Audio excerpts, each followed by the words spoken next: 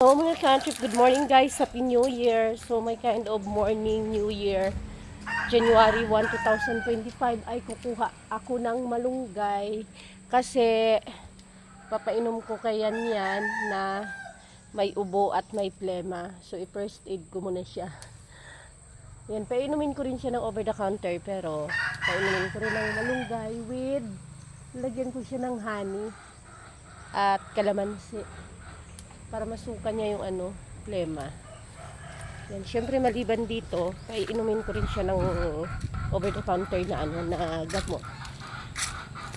Pero ito muna yung first aid ko. Usually kasi kapag ganito may plema, painumin ko ng dinikdik na katas na malunggay ay maisusuka niya yung mga plema. Kaya mabilis gumaling. Lalagyan ko to ng honey at saka ng kalamansi. Ayan. Honey, kalamansi. Para sa ubo.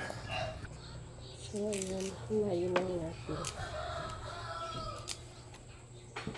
Para hindi mo agad sa doktor. Bug kasi sa antibiotic yung bata na yan. Kasi as much as possible ko.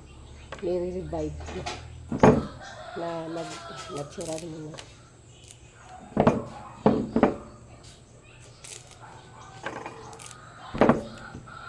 So, gagawin ko dito, lalagyan ko na mainit na tubig para lumambot siya.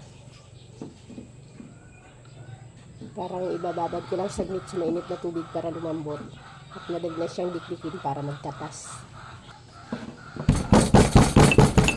Dikdikin na natin ang malunggay. Kayo, kailangan prepare for the future. Hindi lahat ng dumating na pera ay binibili niya ng branded.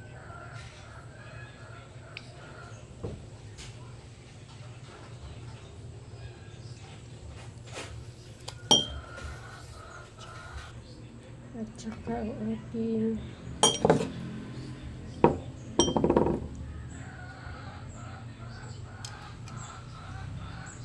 ito ay napaka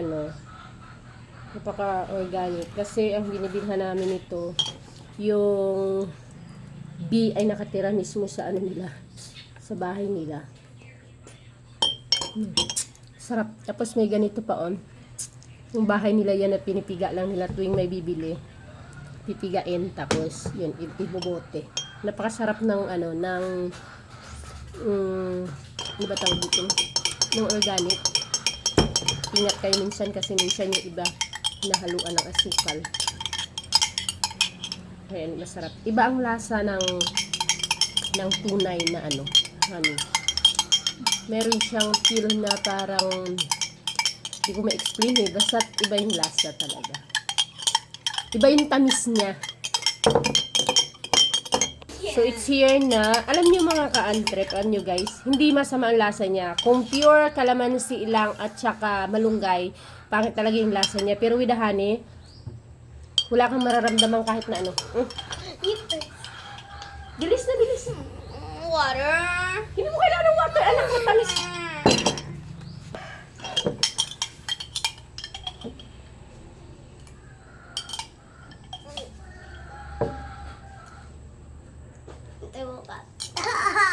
Last one. Ipainom ko ito lahat kayo. Ay, sa akin. Basta kaya yan. Hindi naman masama ang lasa. Next.